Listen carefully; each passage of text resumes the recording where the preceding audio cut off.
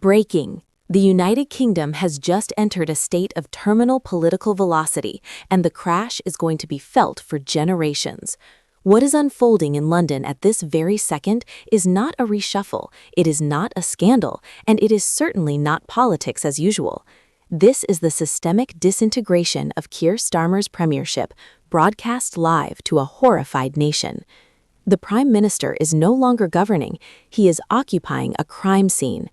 Nigel Farage has not just challenged the government, he has detonated a political warhead right beneath the foundations of Downing Street, and the structural damage is total. The reports coming out of Westminster are describing a level of panic that we haven't seen since the darkest days of the financial crash.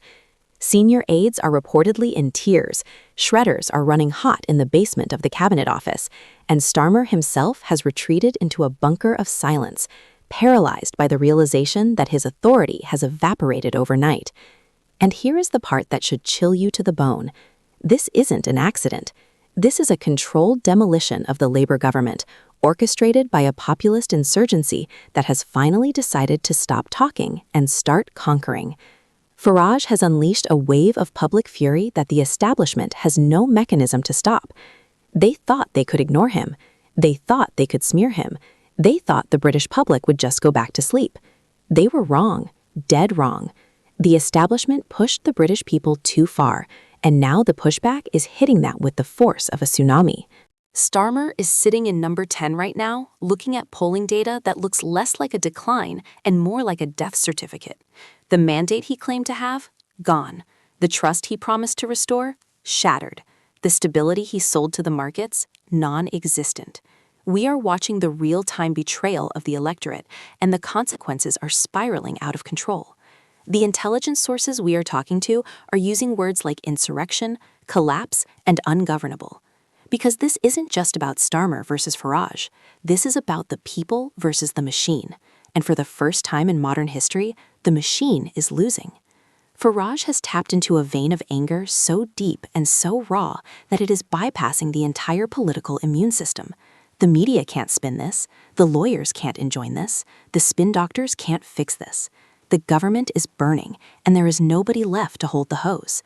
Before we dive into the terrifying specifics of this collapse, make sure you are subscribed, because the mainstream media is terrified to tell you what comes next.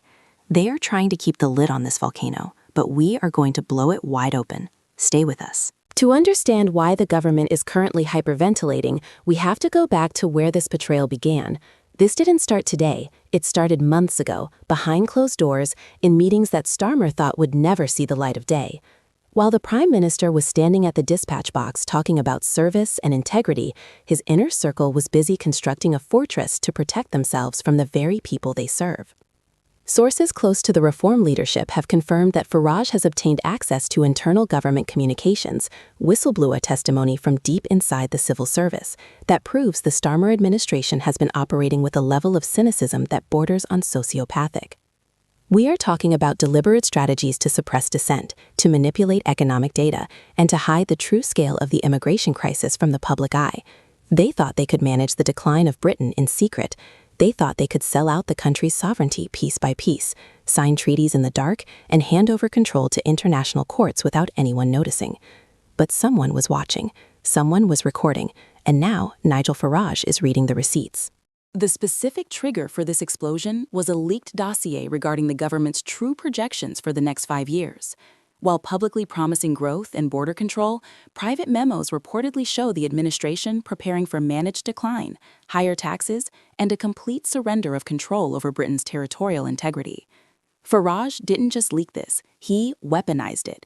He stood up and told the British people that their Prime Minister is not just incompetent, but actively hostile to their interests. The reaction was instantaneous. The red wall, those voters Starmer desperately needs to survive, didn't just get angry, they went nuclear. Starmer's calculation was that he could bore the country into submission. He thought if he was dull enough, technocratic enough, people wouldn't notice the radical restructuring of their society. That gamble has exploded in his face. He forgot that Nigel Farage doesn't play by the rules of the Oxford Union. Farage plays by the rules of the street fight. And Starmer, with his focus groups and his carefully curated suits, has absolutely no idea how to defend himself against a man who is channeling the raw, unfiltered rage of millions. The Prime Minister is now trapped in a cage of his own making, surrounded by advisors who lied to him about his popularity and facing an opponent who smells blood in the water. The institutional breakdown we are witnessing is catastrophic. It's not just the politicians who are panicking, it's the entire permanent state. The civil service, the intelligence agencies, the judiciary. The pillars of the establishment are trembling because they realize that if Starmer falls this hard, the entire system might come down with him. Reports from within Whitehall suggest a government in total paralysis. Directives are being ignored. Junior ministers are refusing to go on television to defend the line. The collective responsibility of the cabinet has dissolved into a free-for-all of leaks and backstabbing. They are terrified because Farage isn't just targeting the Prime Minister, he is targeting the legitimacy of the entire ruling class. He is asking the question that no one in London wants to answer. Who is actually in charge? And the terrifying answer seems to be nobody. The vacuum of power is absolute. This is where it gets dangerous. When a government loses its legitimacy, it doesn't just quietly pack up and leave. It lashes out. We are seeing signs that Starmer is preparing to use the full weight of the state to crush this rebellion.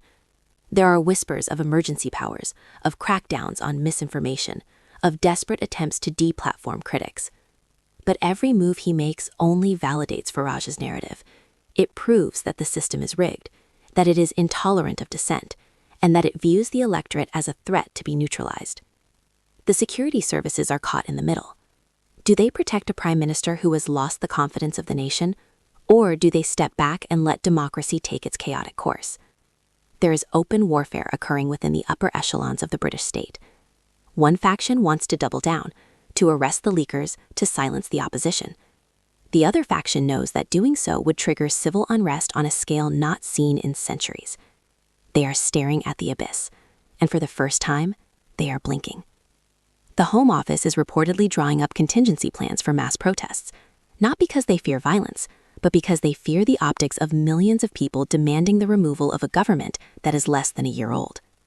The legitimacy crisis is total. The social contract is shredded. The fallout has already spilled over into the economy, and this is where the nightmare becomes real for every family in Britain. The markets hate uncertainty, and right now, the UK government is the definition of unstable. The pound has taken a hammering in overnight trading as global investors look at London and see a capital city in flames. They see a prime minister who cannot command his own party, let alone the country. They see a rising populist tide that threatens to upend all existing trade agreements. Major banks are issuing warnings about political risk premium attached to British assets. This means higher mortgage rates, higher inflation, and more pain for ordinary people. Starmer's entire pitch was competence and stability. That pitch is now a smoking ruin. The business community, which tentatively backed Labour, is now suffering from severe buyer's remorse. They realize they bought a lemon. They backed a leader who crumbles under pressure, and now their bottom lines are paying the price. And look at the Labour Party itself. It is fracturing before our very eyes. The discipline that Starmer enforced with an iron fist has evaporated.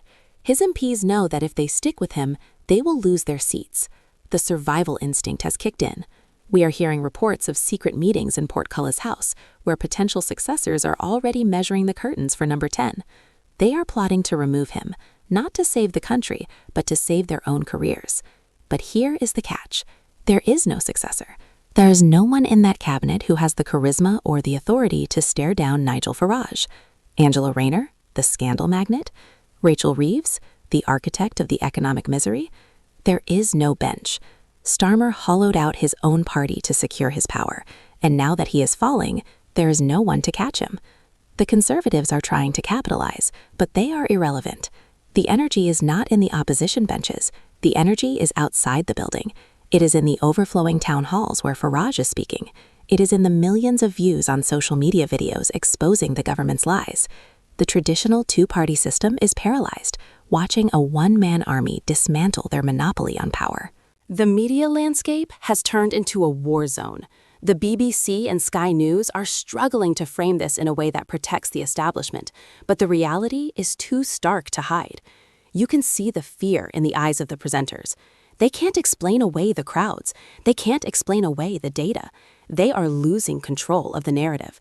And for the establishment, that is more terrifying than losing an election. Independent media is surging, breaking the stories that the legacy outlets refuse to touch. The information blockade has been breached. Farage is bypassing the gatekeepers, speaking directly to the nation, and the government has no way to jam the signal. This is an information war, and Starmer is fighting with analog weapons in a digital age. He issues a press release. Farage issues a viral moment. He creates a committee. Farage creates a movement. The mismatch is painful to watch. It is the death rattle of 20th century politics in the face of 21st century populism. So, what happens in the next 72 hours? This is the endgame. We are in the final countdown. Starmer has 3 options, and all of them are catastrophic. Option 1, he attempts to tough it out. He ignores the demands, he ignores the polls, and he tries to cling to power using the machinery of government. This is the bunker strategy. It leads to total paralysis, mass civil disobedience, and likely a humiliating forced exit by his own MPs within weeks. It destroys the Labour Party for a generation. Option 2, he tries to negotiate. He offers a referendum, or a policy U-turn, or a coalition. But you cannot negotiate with a hurricane. Farage will not accept crumbs. The public will not accept a compromise. They want heads to roll. Any sign of weakness from Starmer now will only accelerate the attack. Option 3, the nuclear option, resignation. He admits defeat, steps down, and plunges the UK into a constitutional crisis of epic proportions. Who takes over? A caretaker? An early election? If an election were called tomorrow amidst this chaos, the political map of Britain would be rewritten. The Tories are weak, Labour is imploding, and reform is surging. We are looking at a potential realignment that would end the two-party duopoly forever. And that is why the establishment is terrified. That is why they are shredding the documents. That is why they are leaking the secrets. They know that if the people get a say right now, the people will burn the current system to the ground. The global implications are just as severe. Washington is watching London with horror. A destabilized UK breaks the NATO chain.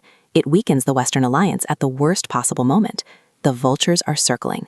Putin, Xi, the enemies of the West, they are loving this. They are watching one of the world's oldest democracies tear itself apart from the inside. Starmer hasn't just failed Britain, he has failed the free world.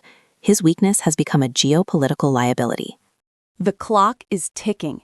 Every hour that Starmer stays in number 10 is an insult to the electorate.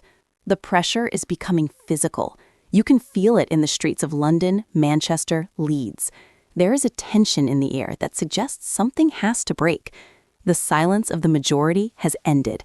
They have found their voice, and right now, that voice is screaming for accountability. Farage has handed the Prime Minister a loaded gun and told him to do the honorable thing. Starmer is shaking, his finger on the trigger, wondering how it all went wrong so fast. He followed the playbook. He pleased the donors. He listened to the experts.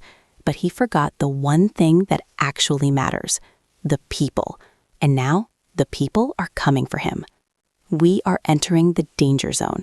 The next 3 days will decide the fate of this nation. Will the establishment manage to crush this uprising and impose their will by force? Or is this the moment the dam finally bursts? The betrayal is complete. The evidence is undeniable. The anger is righteous. Keir Starmer is a dead man walking, and Nigel Farage is holding the shovel. The only question left is how deep the grave will be. This is history happening in real time, and you do not want to blink. The system is failing, the government is falling, and the power is slipping out of control. What do you think happens when the clock hits 0? Does Starmer survive the week, or are we witnessing the end of the Labour government before it even truly began? The battle lines are drawn. Pick a side, because nobody gets to stay neutral in a collapse this big. This is the end of the illusion. This is the beginning of the revolt. Watch this space. The explosion is coming.